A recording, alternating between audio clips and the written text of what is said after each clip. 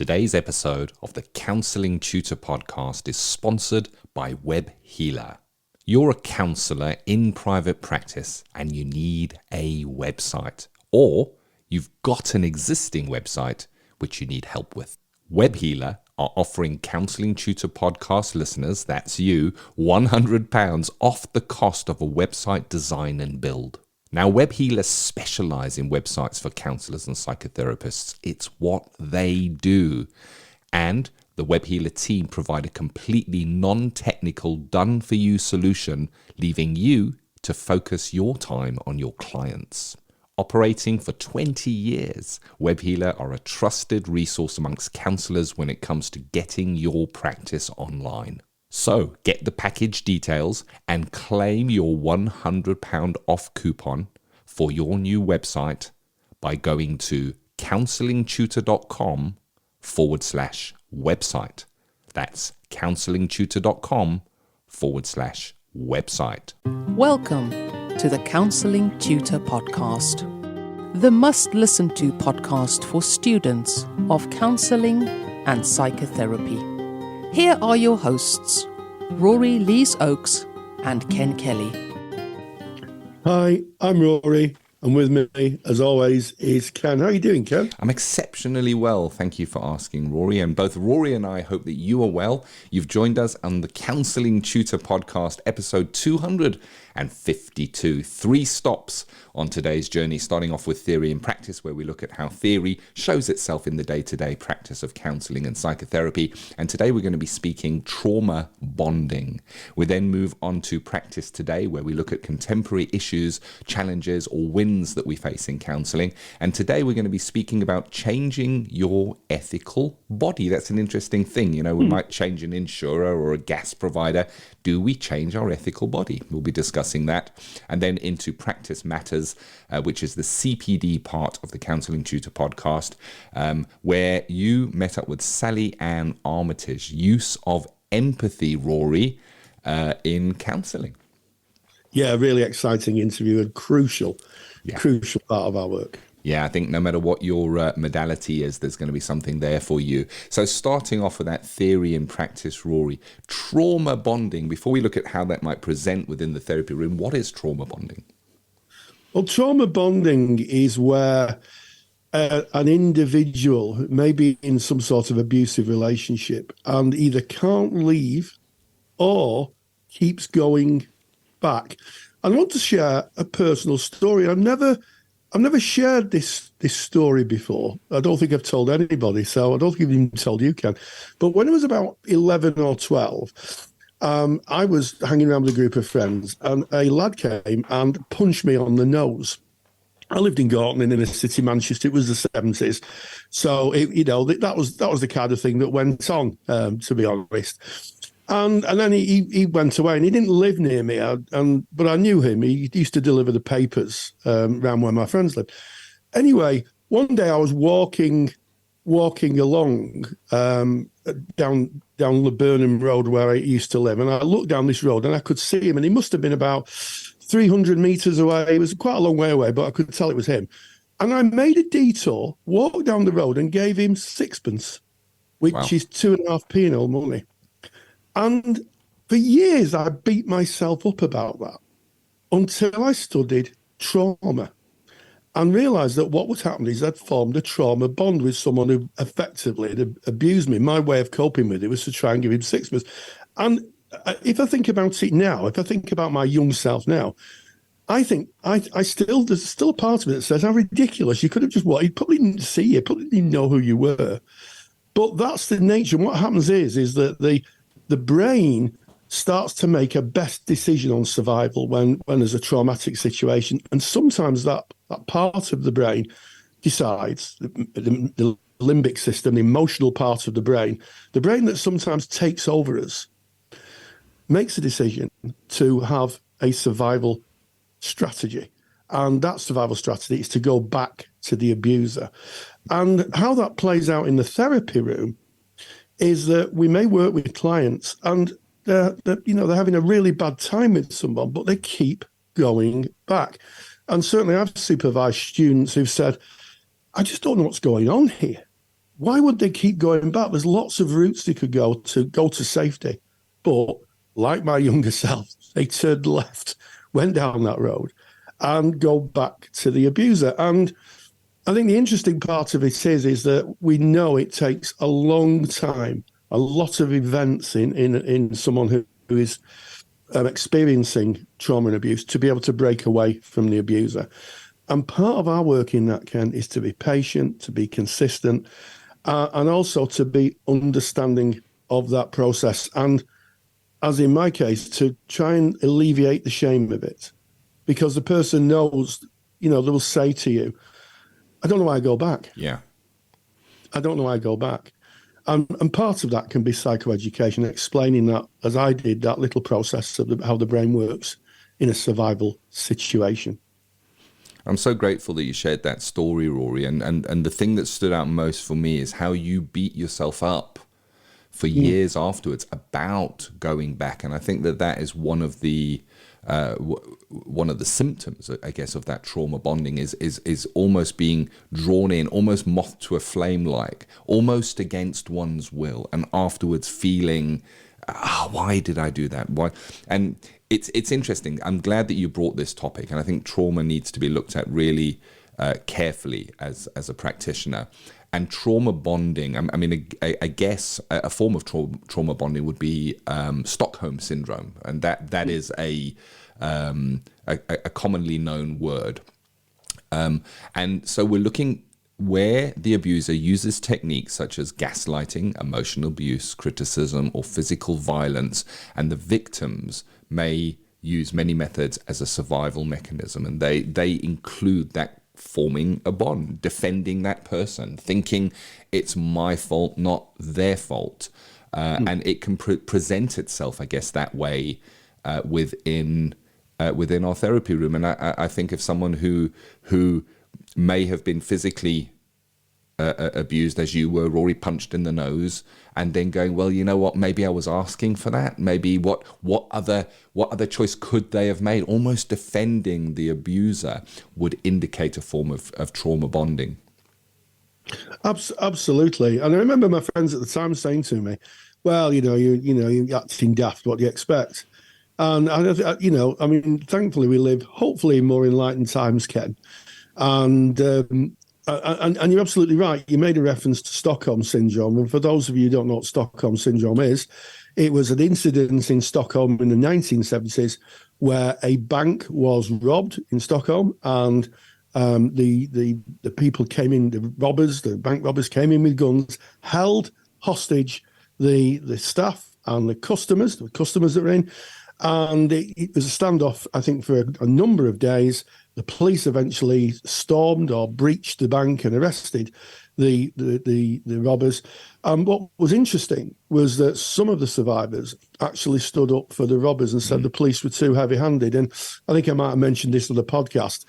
I heard an interview, I think it was on Radio 4 a few years ago, where the person still, to this day, stands up for the robber and paid for his defence. Wow. And in the face of all that evidence, look, they held you hostage, they had guns, they were violent towards you, they threatened to shoot you. The person still believed the police were wrong. And it's interesting, and I think that Stockholm syndrome is a step further. So it moves from trauma bonding into almost a pseudo belief system. Yeah. And everybody knows it's easier to change perceptions than belief. But we do see this in the therapy room, and I think I like to pick up on your point. The criticism of the person who's being abused, shall we say, reinforces their behaviour. They feel shame, they feel confusion, they feel they're foolish. Yeah. And I think a well-timed intervention from a therapist to say, look, this is what happens, this is how the brain works in trauma, can free people or start the process of freeing people from that cycle. Yeah, it points out to me again and again the importance of doing CPD, the importance of learning and understanding how to work with certain kind of presentations. So if we were, as you used the Stockholm syndrome example there, Rory, which I like, and the words you used were, in spite of all the evidence, the person still. And that is true in trauma bonding as well. So, the friends and family might be going, why do you keep on going back? Why do you keep on finding yourself in then, and almost criticizing that person? You should do this, you should do that, you should do the next thing. It's obvious that this is happening. You need to break away from. And all of that is not necessarily helpful. It's about the person finding their own way, but we need to be there. And I think that you mentioned it, Rory, patience being so important. Patience and empathy for how it is for that person, for that victim. I'm going to use the word victim here because that's exactly what the person is. If they're still undergoing that abuse at some level and experiencing that trauma and finding themselves caught there, what a horrible place to find oneself. And I think that doing the CPD to understand how we might work, because it's a tricky area. What happens if that abuse is harm to others, and within your contract you have that as needing to break confidentiality, and something that was shared with you in confidence suddenly has a whole group of other professionals surrounding that person. We need to tread carefully when working with trauma. It is not wise to dig deep into trauma without the appropriate training and CPD. Yeah, absolutely, Ken. And I also think that good supervision is absolutely essential at times like this. Yeah. A supervisor who's trauma informed, who has a trauma informed background, will be able to give you useful observations and useful context for you to work with a client. But I think undeniably the strongest emotion for trauma bonding is sometimes shame and confusion too. Yeah. Shame and confusion, because the process is unknown. It just happens. Like me with the sixpence, the process just happens, and you're left with, well, why did I do that? And it's only till someone explains how your brain works. You go, that's the reason why, and here's how you can work, maybe able to work with it differently, and manage that feeling. And it's okay. 9 out of 10 humans would have done the same thing, and that's such a relief, I think, to hear that. Normalizing. And I guess, you brought that example of yourself of going through that process, beating yourself up for years, and then your words were, until I started studying trauma. So there was that normalizing, realizing it's not just me. This is part of the human condition. There's not something wrong with me. I'm not wonky. I'm not less than. This is a normal way to react in that kind of a situation. And I guess you found some relief in that, Rory, and maybe clients can find some relief in that as well. Absolutely. And it's interesting. I when I was putting the topics together for the podcast, I thought, as we do when we make it a podcast, how can we make this more interesting? How can we make it more relevant? And it just came back to me in a flash. And I have to say, if that person's listening, I want my sixpence back. Oh, Rory. So, really interesting topic, trauma bonding. We've got a handout for you. Rory's taken some time to put it together, explaining what it is, and given a really nice list, a bullet list of what we might look out for a client saying or the way they're presenting. And you can get that by going to our mother website, which is counsellingtutor.com. Click on the top menu bar on the podcast tab, find your way to episode 252 right there on that page with the show notes. You can download your super duper handout for free on trauma bonding. You just put in your email address and we will send that over to you. So there you have it. Anything else on trauma bonding before we move on, Rory? Well, I think just to look at that handout and to, inform yourself on trauma-informed practice. It's presenting more and more in the therapy room. It's becoming more prevalent from my colleagues and my own experience. So, by being more informed about it, you're going to be a better service to your clients. Yeah, and I guess, Rory, you have a trauma-informed practice course that you have put together. How might people find out about that? Well, what we'll do is we'll put a link onto the show notes page of episode 252. And if you're interested in the Trauma Informed Practice course, click on that, send you some free resources so you can have a look at. And if you wanted to join and work through this 30-hour CPD course, self-directed learning in your own time, come in and join all the other people who've taken the course and become trauma informed. Theory to Practice is proudly sponsored by CounselingSkillsAcademy.com. I'm Ken Kelly, and I've got a real burning passion for counselling skills. I've built training that takes the doubt out of using counselling skills. You get to see the counselling skills used in real live sessions by a qualified therapist. Full sessions, real material, real counselling skills. To find out more, go to CounselingSkillsAcademy.com.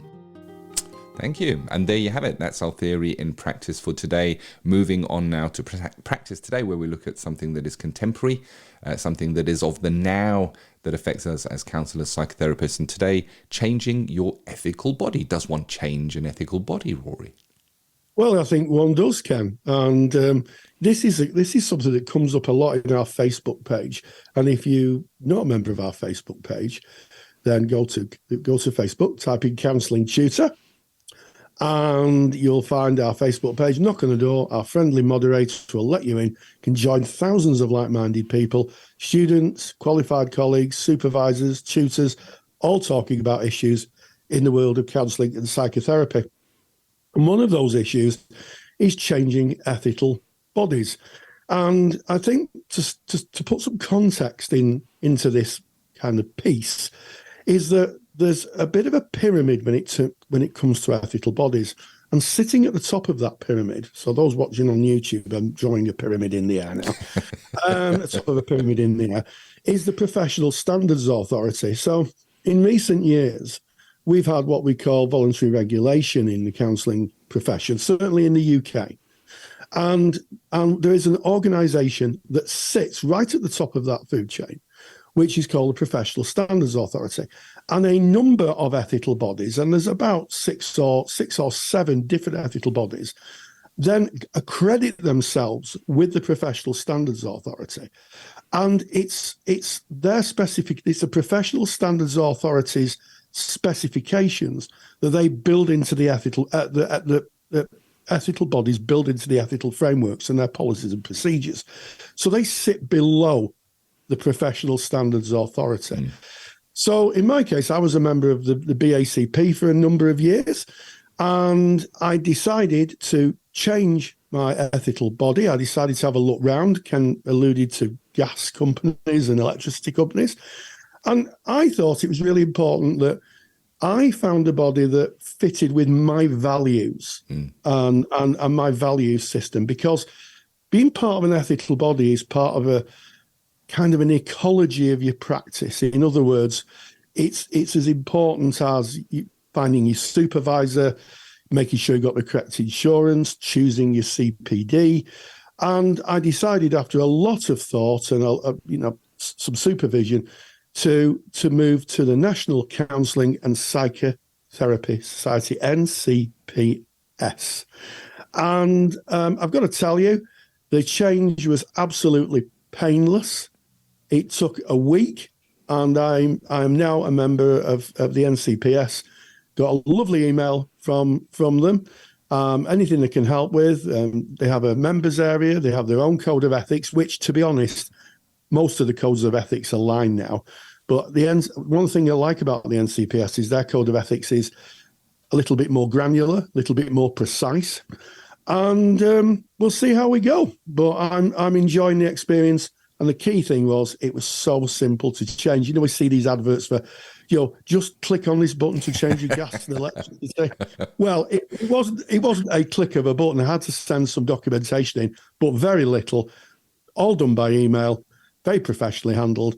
And I got my information through just the other day. So that's the breaking news. And I would say to you, you have a choice. Most people have a choice. There are ethical bodies for those who've done specific training, psychoanalytical training, or maybe they, Association of Christian Counsellors, for people who have a faith position and want to align their faith position with their counselling practice. But generally speaking, there's two ethical bodies, and you do have a choice. And I think it's really important. I also think it's important for students to have a choice. Given now the new hierarchy, I think if you're a tutor, I think it'd be useful to offer your students a choice. We talk about autonomy. Well, why not practice that in terms of offering ethical body membership? And one final thing, Ken, is that if I was looking for a job in counselling, a lot of employers now want you to be part of an ethical body. And the NCPS is now a recognised body. Employers, I had lunch with a friend of mine who's a HR manager. We got talking about recruiting counsellors, and she said to me, yeah, well, we don't particularly look for particular ethical bodies. We look for if they're accredited to the Professional Standards Authority, because that's what really counts in terms of accountability and handling complaints. So yeah, they're all equal, and you make your choice. I'm not telling people to change. I'm just saying that I'd look at mine, and like my gas company, I press the button and I'm with someone else. Yeah, and as always, we say this so often. We're not here to tell you which ethical body you should join. That's for you to make your choice on that. We're here to discuss the fact that you can change. And I think that I saw a post just recently, and somebody was speaking about their ethical body, and they were saying, what do I really get other than to pay money each month? And I think when you find yourself in that kind of a situation, it's worth looking around. Look to your ethical body. What do they provide for you? What are you getting out of that? Is that a match for you, your practice, your values, your client group? Understanding the value that you get from it, from your ethical body is really important, and knowing that there are different ethical bodies kind of aligned in the ethical frameworks because of the professional standards. Is it PSA, Professional Standards Authority? Is it, Rory? Yeah, don't want to misquote that. But they may have a different way of presenting themselves. Like Pepsi is a cola and Coke is a cola, and they're both colas, but they might taste slightly different, and some will prefer one and some will prefer another one. And of course, there's not just two colas, there's many colas, as there are, is it 6 here in the UK, 6 ethical bodies for counsellors and psychotherapists. Just make sure it is aligned with Professional Standards Authority, because there's nothing to stop anybody setting up an organisation and saying, we stand for counsellors who wear glasses association, and this is our ethical framework. But the question is, do they align with professional standards? Because if they don't, then it kind of doesn't fall within that pyramid that Rory was saying. There's choice. There's time. You get a choice if you're a student and about to become a student member. There might be a requirement in your training provider to become a professional, to become a student member of an ethical body. When you go into placement, perhaps look around, see what is available, who are the players, and then see who is right for you. What are you offered? What are the benefits? What do you get access to? How do they align with your values and your way of working? And I guess just seeing that there is a choice and that we can from time to time review that business side of what we do, I guess, the office side, maybe not business side, the office side of what we do. Absolutely, Ken. One of the things that's really struck me is that in all the times we taught and students had to do research projects, can you remember anybody doing a research project on ethical bodies? Nope. No. So I think that would be really, really useful as a piece of research, because you could research the pros and the cons of one ethical body, why someone might want to join one and not the other. An interesting piece of research. It's an area that really isn't talked about. It's a bit like joining a bank. I joined a bank my parents joined when they had a bank, and my daughter joined the same bank, and my daughter has now changed her bank and she's with a different one. And I think it's useful to know that choice is important. It's important for clients.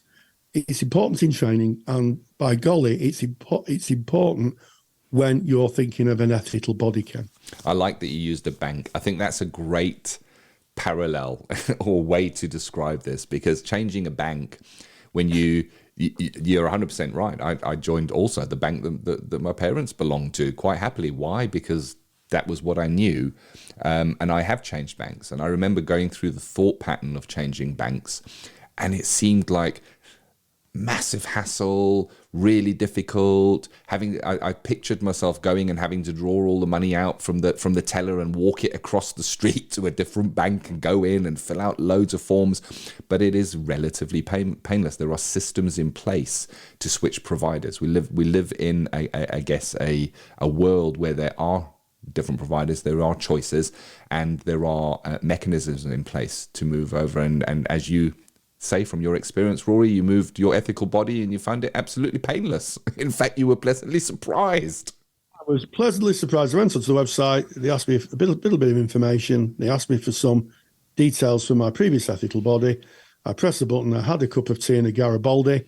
And 2 days later, I got a cheery email asking me for just a little bit more information, which I sent. And then that was it. And of course, we had to pay the fee. We had to pay the fee. Of course. And that was it. And I was absolutely stunned how easy it was, because I was expecting, like you, to have to carry documents and all your CPD hours in a file over.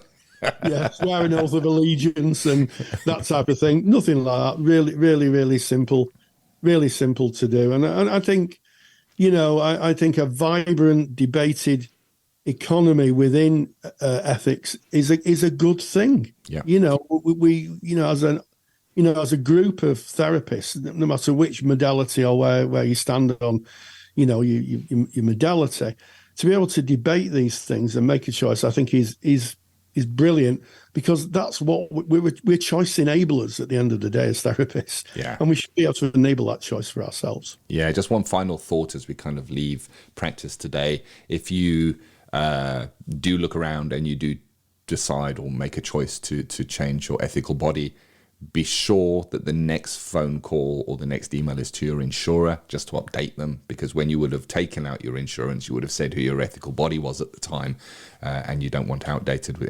info with your insurer, just to kind of close that gap. Right, moving on into practice matters. Rory, you met up with Sally Ann Armitage, who has done a number of lectures for us at Counselling Tutor, notably one very recently on risk. And it's not about risk. It's just it was very well attended. So if you attended that, you'll know Sally Ann, amazing lecturer. And you met up with her to speak about the use of empathy, Rory. We did, and once we'd stopped having a giggle and we did 3 or 4 takes, because Sally is a mate of ours, we produced a wonderful interview where she talks about the importance of empathy and how we kind of bracket empathy from other skills. And she outlined this in her lecture, but she also spoke very eloquently about it in our interview, and this is what she had to say. Practice matters. The National Counselling Society is proud to sponsor Practice Matters. National Counselling Society are really excited to have launched their Children and Young People Therapist Register for counsellors working with the younger age group. To find out more, visit nationalcounselingsociety.org. nationalcounselingsociety.org. Empathy is the cornerstone of any therapeutic engagement. Without empathy, it's almost impossible to form any sort of therapeutic alliance and for therapy and therapeutic change to take place. So I'm delighted to welcome back one of our regular presenters, Sally Ann Armitage, who has done a fantastic lecture in the CSR library on empathy. So Sally, you're very welcome. Thank you, Rory. Thanks for having me. Yeah, we're here again, aren't we? We've got to stop meeting like this. Yes, people will talk. Letters and Facebook groups will be talking. So I think it's very easy, isn't it, to say, oh, empathy. It's an essential ingredient in therapy. But what actually is it when you're using it therapeutically? I mean, the dictionary definition isn't quite the same as when you're using it in practice? I think the thing that I've noticed when I was planning the lecture is people think things are empathy that are not, and they think they might be being quite empathic, and they're not. And I give some examples. This is a nice lecture. It's good. I liked it. I watched it. I don't normally do this, but I ended up watching it again, and I was like, it's a good lecture, so I recommend it. I know that's a bit, blowing behind trumpet, but yeah, it's a good lecture. So as part of it, I put together a couple of conversations, one that's quite empathic and one that's maybe not particularly empathic. And it's with the best will in the world, we say things like, you'll be all right. I've been through similar and I managed to get through. You've got to pick yourself up. And people who say those types of things, it's easy to say they're really empathic, they're really caring, but that's not really empathy. Empathy is being able to get your frame of reference and put it to one side and enter into the frame of reference of another person. So in a case like this, what would an empathic response be? You've given us a non-empathic response, somewhat coming from the therapist frame of reference, but what would an empathic response look like?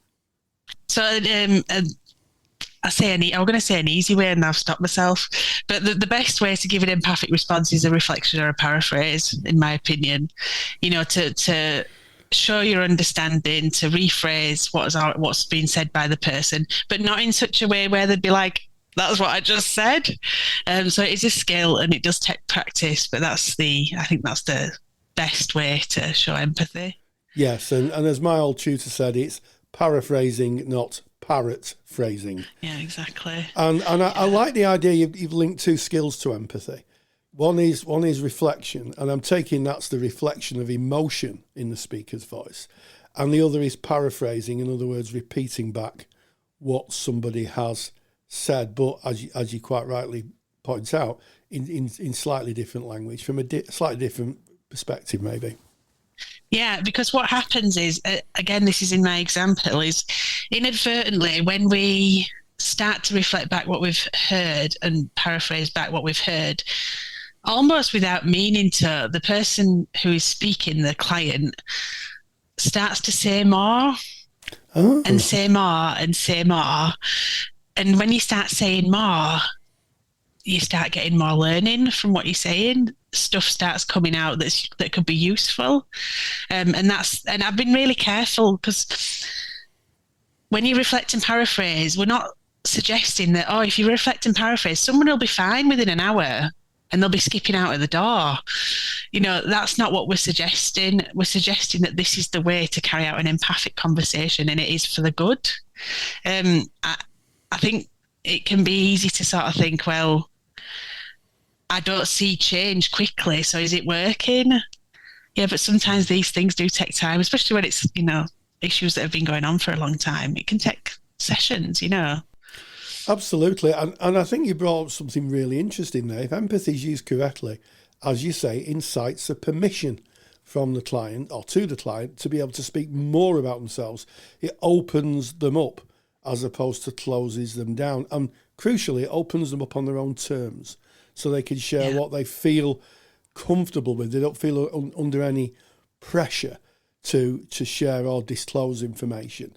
And that's really important it's really important in therapy in general, but it's absolutely crucial in engagements where someone may have experienced trauma or abuse. They need to decompress themselves in the therapy room gradually, as opposed to letting it. Some may do, but they have permission to be able to share as much or as little as they like. Exactly, and that's the thing, and that's why you may, if you're studying, you may hear tutors say things of the kind: reduce your questions, reduce them right down, because really, I like the idea of trying to remove them completely just to get that practice in, of not instantly, there's a bit of quiet. So what does your husband think about this? It does really bizarre questions that can really kind of come out of nowhere, and be very in the frame of reference of the therapist. So this is why questions, you might hear don't ask as many questions if you can, because it leads a person out of their own experiencing and down a road that you're suggesting they go down, which is external, which is away from the self. Yes. Because it's like you said, it's bringing about that opportunity for introspection and internal sort of thought processes. That's what we want to bring about, really. Absolutely. And the other thing is that when you start asking questions, you're asking people to use the thinking part of their brain, as opposed to the emotional part of the brain. When I was teaching, I used to say, if you ask a thinking question, and I used to touch my head, I'd say, this is what's acting, and I'm just tapping my head for those people who are listening to the podcast. That's that tapping sound. And then if that sound of wood. Yes, the sound of wood. Yes, thank you so much, Sally. And how empathic of you. And if you allow people and use empathy, what happens is you're kind of working with their heart, the emotional side of them. And you're absolutely right. What do other people say? What does your husband say? Your partner say? What do your friends say? That's the opposite of empathy. That can really close people down, I think. Oh, it certainly can. It certainly can, and lead them away from what they're going through. And like, just thinking about what you said about leading people into the cognitive mind, the thinking mind, that can be a really good way of bringing a session to an end. If somebody's really heightened and upset or angry or absorbed, getting them to answer a question from their cognitive mind can be really useful to de-escalate and to get them ready to leave. I know it's a bit different to empathy, so I'm only going to mention it quickly, but things like, it's nearly tea time, you're having your tea at some point, what are you going to have? Just to take them into that cognitive mind. Yeah. I mean, I think empathy, or as our German friends may say, Einfühlung, which is the root of the word empathy. I'm just being smart now, Sally, sharing that information. With people listening, groaning away, going, "Oh, Rory's being smart again." He reads a lot of books. Yes, I do read lots of books. Yes, I think that I think it's a really important ingredient.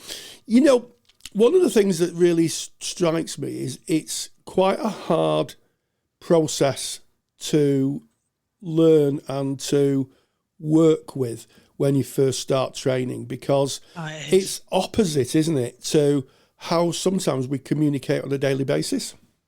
Yeah, it definitely is.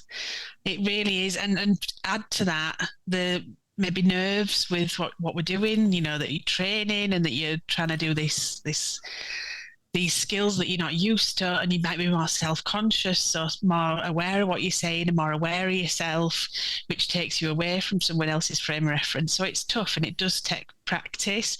And you're right in what you say, like in normal interactions, if I rewind my life 15 years, it's funny really, before I trained to be a counsellor, I used to listen to conversations and be part of conversations, and I used to feel an intrinsic sort of, why are you saying that? That's not useful. And I used to see people speaking to each other and say, I don't understand why that's not compassionate, that's not loving, that's not useful. And I could see people hurting each other. So when I went on my level 2, I was just like, it's like everything that I always thought of made sense. Like this is it. This is what we need. This is what people need. So yeah, you do know. Well, I noticed a difference, a real marked difference in how people talk when they're trained and when they're not trained. Absolutely. So it's getting rid of all that learning that you might have done about how to converse and changing it. It is really interesting, and I think one of the things that I took away from my training, and I was over 20 years ago when I trained, was to listen to the music behind the words. Sometimes what people say and the emotional tone of their voices are at odds, and I think part of empathy is as you say, to reflect that emotion. And there's been times when a client said something, and I said, you say you're very happy at this, but your voice is sad when you say it. Is that would you say that was a form of empathy? Yeah, definitely. It's giving your attention over totally to somebody else's experiencing and trying to attend to somebody's frame of reference. And those things on the edge of awareness I find so powerful to be able to observe and point out. You're speaking about, for example, a client, you're speaking about a really happy occasion where it went really well, but yet your leg's going at 10 to dozen. Is that just something that your leg does, or are you feeling more than perhaps, you're saying? Yeah. So I think it's just that really attention to detail. It's like you say, when the words don't line up with how they're being said, or somebody's speaking and something has sudden, really strong significance. It sort of changes like, for example, you might have somebody talking about family and they just want to fill you in because it's an early on, and they're just like, oh yeah, so I've got my mum and I've got my dad, I don't see them much, and I've got my uncle. Yeah.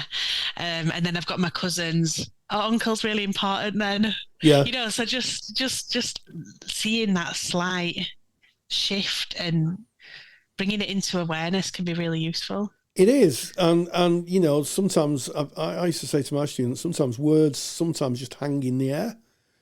Someone says something, and there's one word that it just has more emphasis on it, or more strength in the voice. And I would say, in the case of the uncle, your uncle, and just wait, and then what happens is, my uncle was great. He was the best of all my family, and he always took care of me. And then you're on that edge of awareness. You're moving on a different path, and there's lots of debates about whether to highlight words in certainly in the person-centered tradition. Some people may say, well, that's a bit directive. You're picking the word that you're highlighting. Yeah. Others may very well say, what you're doing is you're tuning in. You're emotionally tuning in to the client and pointing out something that's quite powerful to them in the context of that conversation. Yeah, and we're not the idea is, for me, I'm not trying to be clever. I'm not trying, here's this singer that's gonna amaze your client. Here's my, intellect to come and baffle you and amaze you. That's not the way I'm coming from when I do this. It's a tentative acknowledgement of what I've seen. Yes. And the client might well say, oh, I don't know. There's no, it's usually they don't, if I'm honest. But they could just say, no, there's, I don't know what I meant there, because there's nothing, there's nothing there. But more often than not, they say, oh, yeah, well, that's another story. Okay, is it a story you want to talk about, or do you want a story you want to leave, Yeah. And just be interested. Yeah, and I think from a client's point of view, I've as a lot of therapists had therapy, to be on the receiving end of empathy is quite unusual. And it can feel a little uncomfortable, from my point of view, for a stranger to kind of listen that deeply. And it struck me that I was going in directions in terms of my emotional process that I'd never gone before.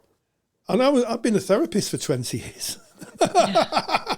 I would have thought, well, I kind of know this stuff. But it didn't work that way. I mean, I knew fundamentally it didn't work that way, but I was quite taken back when I had my own therapy, just what routes we took, just through the use of empathy. It's wonderful, really.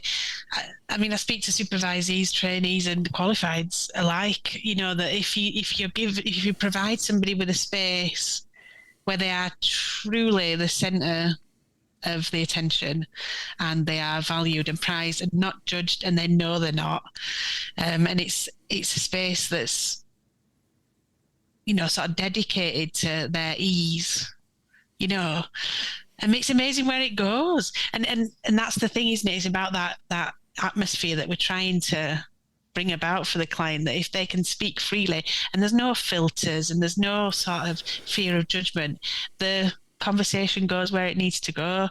But it's that trusting in the process thing, isn't it? Yeah, it's the client's direction and they choose it. So as we come to the end of this interview, Sally. I wonder what you'd hope that people who watch the lecture would take away from it. Ideally, and this was one of my motivations for how I built it, I would hope that I would challenge some of the preconceptions people have about empathy. Maybe invite listeners to identify that some of the stuff they may have thought was empathy is not. And go forth and share that learning.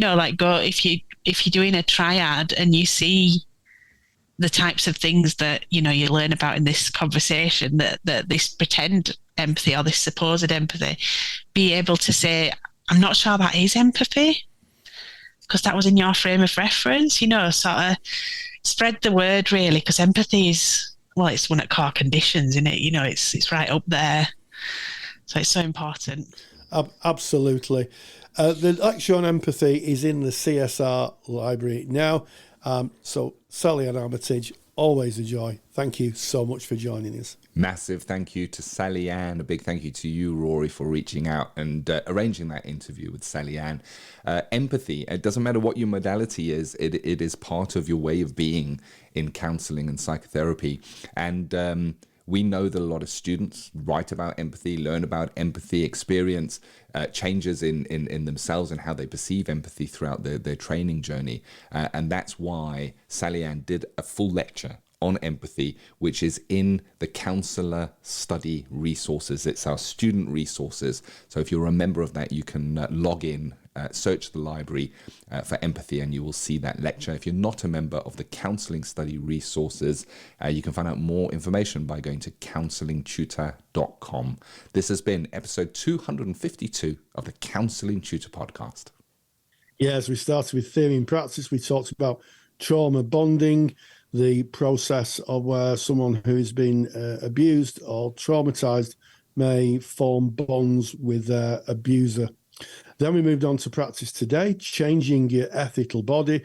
We spoke about how, certainly in the UK, how easy it is just to change your ethical body and become a member of a new ethical body.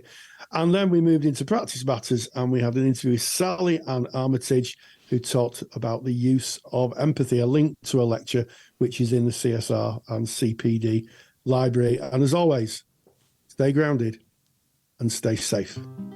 If you're a qualified counsellor or psychotherapist, then why not check out the Counsellor CPD Library? Stay current with your CPD requirements with over 150 hours of academically rigorous, on-demand lectures you can stream to your device. Joining Counsellor CPD will expand your skill set to create a more specialised, highly rewarding practice. For more information on the Counsellor CPD Library, visit counsellingtutor.com. Thank you for listening to the Counselling Tutor Podcast. Find the show notes for this episode on our website at www.counsellingtutor.com.